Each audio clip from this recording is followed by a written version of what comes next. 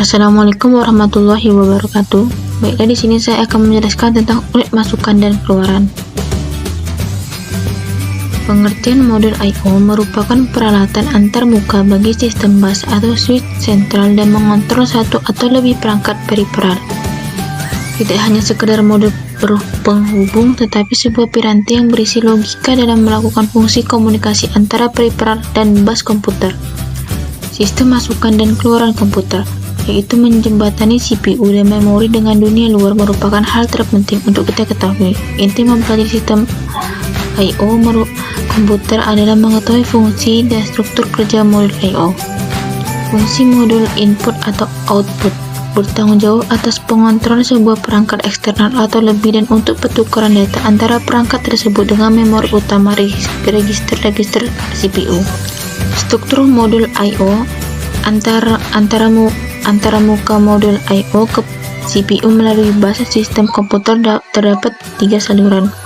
Yang pertama saluran data, yang kedua saluran alamat, dan ketiga saluran kontrol. Operasi modul I/O adalah pertukaran data dari dan ke dalam komputer. Berdasarkan pandangan internal, modul I/O dipandang sebagai sebuah memori dengan operasi pembacaan dan penulisan. Modul I/O dapat mengontrol lebih dari sebuah perangkat periferal. Modul I/O juga dapat mengirimkan sinyal interrupt. Teknik masukan keluaran I/O. Terdapat 3 buah teknik dalam operasi I/O, yaitu yang pertama I/O terprogram, yang kedua interrupt driven I/O, dan yang ketiga DMA atau Direction Memory Access. I/O terprogram. Dengan I/O terprogram, suatu data saling dipertukarkan antara CPU dan modul I/O. CPU mengeksekusi program memberikan operasi I/O kepada CPU secara langsung dengan melakukan pemindahan data, pengiriman perintah baca maupun tulis, monitoring perangkat. Kelemahan I/O terprogram: yang pertama itu membuat CPU menunggu operasi I/O selesai dilakukan modul. Yang kedua, modul I/O dapat tidak melakukan interupsi kepada CPU. Yang ketiga, seluruh proses merupakan tanggung jawab CPU. Klasifikasi perintah I/O: yang pertama itu perintah kontrol, yang kedua perintah test, dan yang ketiga perintah read, dan yang keempat perintah write.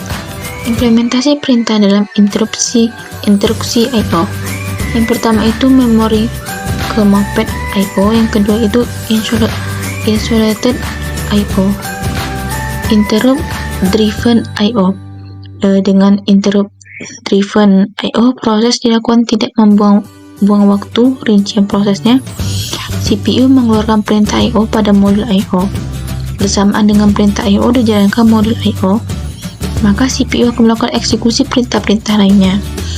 Apabila modul I/O telah selesai menjalankan instruksi yang diberikan padanya, akan melakukan interupsi pada CPU bahwa tugasnya telah selesai.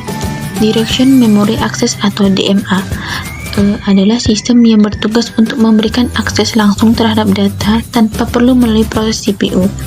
Dengan begitu, kamu dapat mempercepat operasi memori dan tidak memberatkan kerja CPU.